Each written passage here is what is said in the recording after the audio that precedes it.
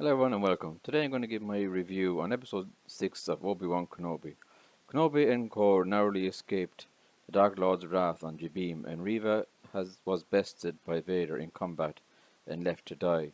Once again the former third sister was underestimated. Not only did she brush off wounds, sort of, but she happened upon Kenobi's comlink and learned of Luke's whereabouts on Tatooine. We're back beneath the relentless glow of Tatooine's twin suns. The former Inquisitor steps up to the man dispensing the water. I'm looking for a farmer named Owen, evidently still carrying the wound inflicted upon her during her duel with Darth Vader. We then see Obi-Wan escaping at the end of episode 5 as it dodges the Devastator's turbo lasers.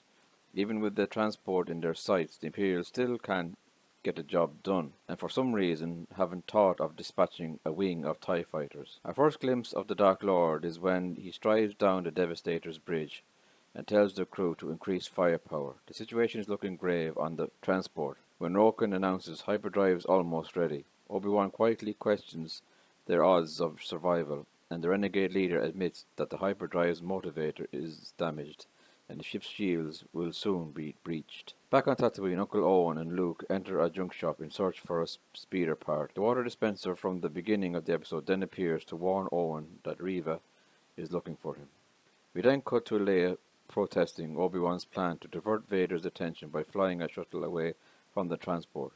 She storms off, and before Obi-Wan could follow, Haja Estri suggests he gives her some space. Kenobi makes Haja promise that he will take Leia back to Alderaan, which he does. Luke and his uncle then return to the Lars homestead, where Owen quietly explains the Reva situation to Aunt Beru. His plan is to flee, but Beru reluctant to head into the desert, so they decide to defend Luke at home. Back aboard the transport, Obi-Wan attempts to console a less than impressed Leia, who reminds him of his promise to bring her home. Obi-Wan hands Leia Tala's blaster holster that Roken retrieved. Still clearly irked, Leia says it's empty, but Obi-Wan retorts how he wasn't going to give her a blaster. Consistently throughout the series, Obi-Wan's interactions with Leia have been fantastic, and Lyra Blair's portrayal of the beloved character has been a highlight of the series, but we think their relationship goes deeper than just a fun adult-child duo. This is an Obi-Wan Kenobi who's learned lessons from his relationship with Anakin, and as a result is much warmer towards Leia. Kenobi stares at his lightsaber hilt as he waits to board his shuttle before attempting to speak to Qui-Gon. I have to face him, Master, he says. Roken then appears and asks if Obi-Wan's ready. The rebel attempts to dissuade the Jedi from leaving, but soon realizes he means to face Vader whether the hyperdrive is fixed or not. Before he leaves, Obi-Wan tells Roken, "People follow you, don't stop," in which Roken replies, "I'm just getting started." Obi-Wan's shuttle launches from the transport. On the bridge of the Devastator, Vader orders the Imperials to pursue it, despite the Grand Inquisitor's advice to stay their course. With Obi-Wan's shuttle headed for the nearest planet, Darth Vader orders for his shuttle to be ready so he can face his former master alone. Having landed, Obi-Wan removes his cloak only to find Leia stowed Lola in one of his pockets. We then cut to Reva approaching the Lars homestead with motion sensor alarms notifying the Lars of her presence.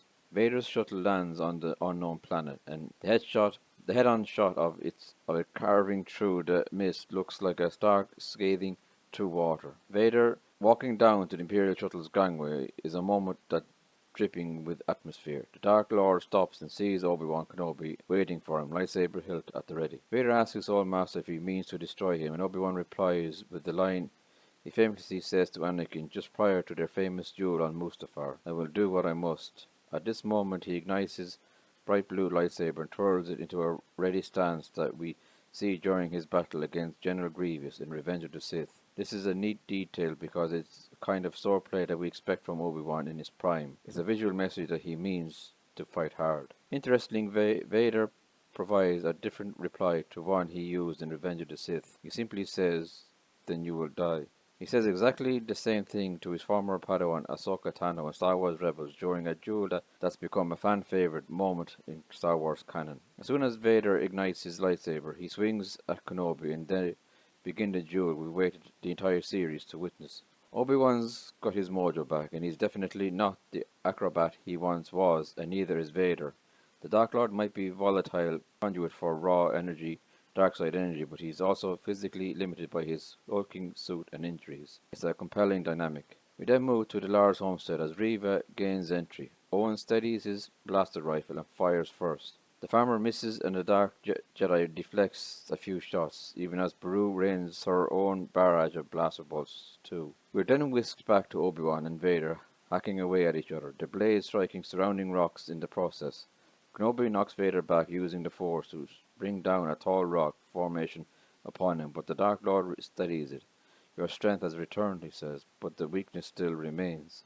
He hurls the rock formation away and launches a large rock at Kenobi, who just manages to cleave it in half with his lightsaber. Vader brings his lightsaber down upon Kenobi with renewed vigor before brutally punching him in the face with his hilt. As they lock swords, the Dark Lord knocks Obi-Wan's feet from beneath him with another rock. With Vader's weakened physique, it makes sense that he doesn't just rely upon his lightsaber skills and uses the Force to manipulate his surroundings, something we see him do during his duel with Luke on Bespin in The Empire Strikes Back. As Obi-Wan backs away, Vader pummels his left hand to the ground, sending a shockwave reverberating through the earth beneath Kenobi's feet and sending him into a giant sinkhole.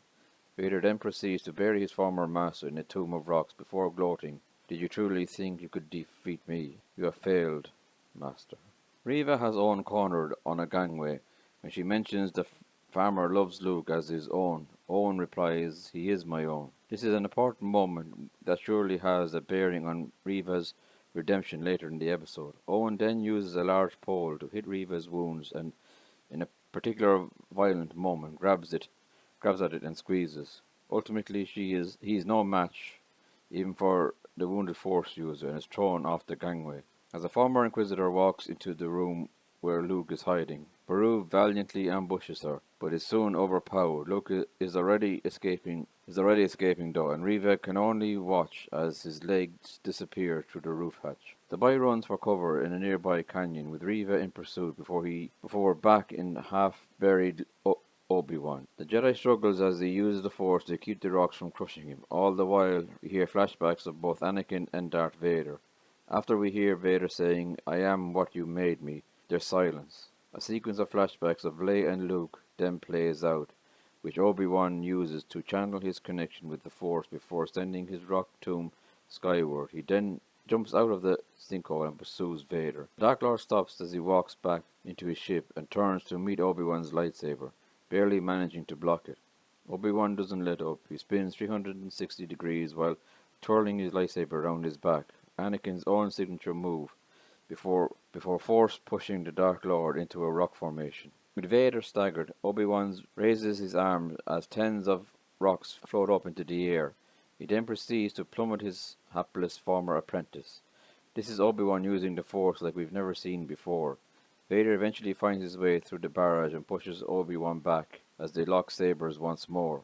Obi-Wan continues to fight with vigor, and in one swift movement, spins his saber around and smacks Vader with its hilt. He then repeatedly smashes and smacks the Dark Lord's chest panel with ferocity seldom seen in Star Wars. As the rock connects with Vader's face for the upteenth time, the mighty Sith falls to the ground following a panicked lunge. Obi-Wan Kenobi does something rather remarkable. It makes you feel sorry for the broken, wheezing Darth Vader. The duel is brought to an end when Obi-Wan propels himself off a rock and lands a blow at the side of the Dark Lord's helmet. Vader slowly looks up at Obi-Wan, revealing the left side of his face through the damaged mask. This is a homage that will delight fans of Star Wars Rebels. In a similar showdown, Anakin's former apprentice, Ahsoka Tano, inflicts similar damage to the right side of Vader's mask. When a horrified Obi-Wan says Anakin, Vader replies, "Anakin is gone, and I am what remains." We then hear a hodgepodge of James Earl Jones and Hayden Christensen's voice to replicate the mask's damaged vocoder. Vader says to Obi-Wan, "I'm not your failure, Obi-Wan. You didn't kill Anakin Skywalker." But then his mouth curls into a chilling smile and he says, "I did." Cinematography in this scene is beautiful. When Anakin's state of mind seems torn Both the glow of his lightsaber and Obi-Wan's blue blade danced across both Vader and Kenobi's face. But when the ambiguity is gone, Vader is shrouded only in red and Obi-Wan is illuminated entirely blue. This choice of lighting beautifully illustrates the dark and the light. Vader swears he will kill Kenobi, prompting the Jedi to realize there is no saving him. As wounded Sith struggles to hold aloof his lightsaber and stumbles forward, Obi-Wan says goodbye, Darth. And this is another cool nod to the original trilogy where Old Ben curiously refers to Vader simply as Darth. As Kenobi walks away, Vader shouts for him before falling to his knees and then screams his master's name but receives no answer. Reva catches up with Luke when the youngster trips off a ledge and falls unconscious. Obi-Wan senses Luke's in trouble and heads immediately for Tatooine. As Reva stands over the helpless boy, lightsaber ignited, she is tortured by memories of Darth Vader killing her youngling peers. Obi-Wan arrives at the Lars homestead to find Luke's aunt and uncle crying out for him. Suddenly Beru notices a figure in the distance.